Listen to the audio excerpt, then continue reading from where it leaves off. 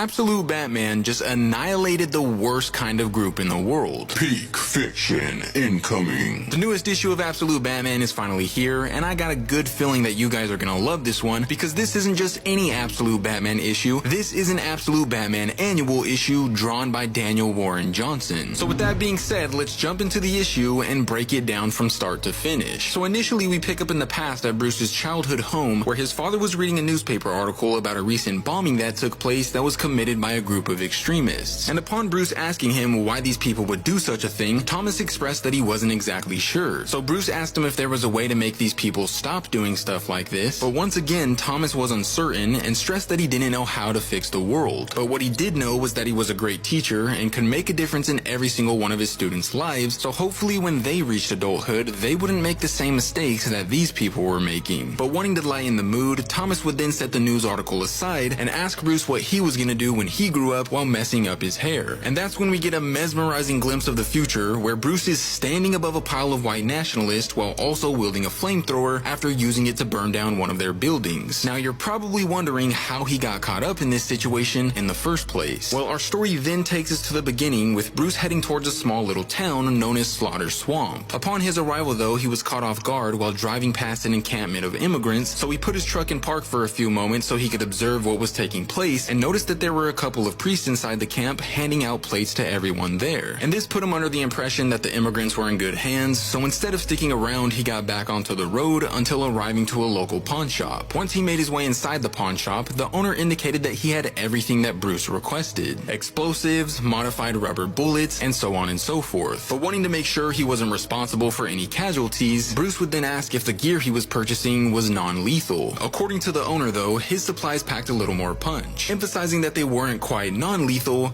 but they were less lethal. And that was fine with Bruce, so he gave the owner his money and began, loading the gear into the back of his truck. But in the midst of doing so, someone started desperately begging for mercy in a nearby alleyway. So the owner tried convincing Bruce not to get involved because there was nothing he could do to prevent what was going down, but unwilling to stand around while people were in danger, Bruce started booking it towards the alleyway as fast as possible, discovering that one of the ladies that he saw at the immigrant camp was being mugged alongside her son by a group of men wearing pig masks who claimed that they didn't belong in this town. And it wasn't long before one of them was ripping her son's backpack out of his hands before using the heel of his boot to smash all of his toys. So before they could cause any more harm, Bruce jumped into the spotlight, clobbering one of them in the face with so much force that he went flying backwards onto the ground. That's when one of the other members of this racist pig clan claimed that Bruce was making a huge mistake. But unbothered by their words and knowing that he was doing what was right, Bruce simply clenched his fists together in preparation for their next exchange. But before this exchange could take place, the pawn shop owner smashed him over the head with a wrench and knocked him onto the floor, revealing that he was closely associated with the pigs. Nevertheless, a few moments later, their leader DJ showed up, asking to be informed on the situation, so the shop owner implied that Bruce was a city boy with a savior complex who was trying to help the immigrants. So once the immigrants ran away, DJ walked over to Bruce's body, kicking all the air out of his stomach, before indicating that tonight was the night they were taking payback on this city for betraying them by embracing the immigrants. That's when they collectively began stomping on Bruce's body over and over again, but eventually one of the priests who was serving food to the immigrants tried shielding him from further harm by using his body as a human shield and begging the pigs to leave him alone. The situation then gets a little personal because it turns out that the priest actually knew one of the pigs named Jeffrey before he could even walk, so he knew that this wasn't the person that he truly was. But as Jeffrey began taking off his mask while seemingly filled with a boatload of guilt, DJ commanded him and the others to get on their bike so they could finish what they started. Our story then jumps ahead with Bruce waking up on a couch while confused about where he was. So the priest implied that he didn't have a choice but to take him to his personal home because the nearest hospital was an hour away. Nevertheless, a few moments later, Bruce noticed a picture of some sort of protest on a little side table, so he asked the priest if it was him in the picture. And after the priest confirmed that it was him, he indicated that he made a lot of friends during that time. A lot of friends that were chasing peace, but it seemed like it was a never-ending journey. After that though, Bruce wanted to know more about the group of thugs they encountered earlier, so he asked the priest if he knew what the meaning of the tattoo was that they all had on their arms. So the priest began to explain that it didn't used to be as bad as it was now, indicating that 6 months ago, a mysterious outsider started recruiting all of the men in town and filling their hearts with darkness, and tonight they planned on forcing the immigrants to leave their town by any means necessary. After hearing this, Bruce was determined to intervene, so he grabbed his flannel and started heading outside, only for the priest to reveal that the gang completely destroyed his truck, so he didn't have a way of transportation. However, because Bruce continued sifting through his truck bed until grabbing a suitcase full of gear, the priest would then ask him what he planned on doing because he was worried he was going to end up getting himself hurt again. But the only thing that Bruce responded with was that sometimes peace wasn't an option. Our story then jumps over to the encampment itself as the gang observed the residents from a nearby road while wielding bats and sledgehammers. And as if things couldn't get any worse, moments later they were confronted by the police, who initially acted like they were going to stop them from terrorizing the camp, only to burst out into laughter just moments later before revealing that they were actually gonna join them. After that, our story turns into an all-out bloodbath as we see DJ and the corrupt cops ripping the immigrants out from their tents before using their various weapons to brutally tear them apart. But moments later, when DJ stuck his arm straight up into the air while trying to yell out white power from the top of his lungs, he was interrupted and stopped in his tracks when none other than Batman himself grabbed his arm before snapping it right at the elbow. So as DJ screamed in agony, one of the White Pig supremacists tried using his bat to smash Bruce onto the ground. But determined to take down the entire gang, Bruce then absolutely obliterated him with a massive boot to the face before lifting one of the cops into the air and smashing him into the ground with a variation of the Batista bomb. However, moments later the stakes got even higher because the pawn shop owner grabbed the young immigrant boy who was mugged by the pigs earlier before pulling out a pistol and holding it to his head while implying that he wasn't afraid to pull the trigger. But unwilling to let that happen, Bruce hurled a bunch of batarangs directly into his eye sockets before clobbering him with a vicious knee until he was no longer conscious. Before moving on to his next victim though, Bruce would then notice that the pawn shop owner had a giant ring of keys hooked onto his pants, and because he needed a ride since they torched his truck earlier, he swiped the keys without even thinking twice about it. Nevertheless, soon enough it was time to shift focus back over to DJ, who was now trying to crawl his way over to a nearby gun. After successfully grabbing it and firing multiple shots though, Batman effortlessly dodged every bullet before pounding DJ's face into the ground with one punch after another. However, that's when the priest from earlier jumped onto DJ's body just like he did with Bruce, while expressing that violence wasn't gonna fix anything. He didn't know how to make things better, but he did know how to prevent things from getting worse. And this just simply wasn't the way. But that's when Batman got up in his face, implying that whether the priest agreed with him or not, this was his way of handling things when people crossed the line. After that, the gang members that weren't injured made their way to one of their houses to gather reinforcements before telling their reinforcements about what Batman did to DJ. So they began arming themselves to the brim with every single weapon in sight, while Batman himself continued strategizing and putting together another plan that would make the gang regret their choices. Which is when we realized that the keys he stole from the pawn shop owner belonged to a giant dump truck, so this is also pretty much the origin story of how he obtained this vehicle. Nevertheless, as the gang proceeded preparing for their next interaction, one of their members immediately started panicking upon looking out of a window because Bruce decided that he was just gonna plow right through their house with the dump truck at full speed. Which is when we get this beautiful panel of the building just absolutely falling apart as some of the racists go flying into the air, realizing how badly they screwed up, and honestly, it's just chef's kiss. That's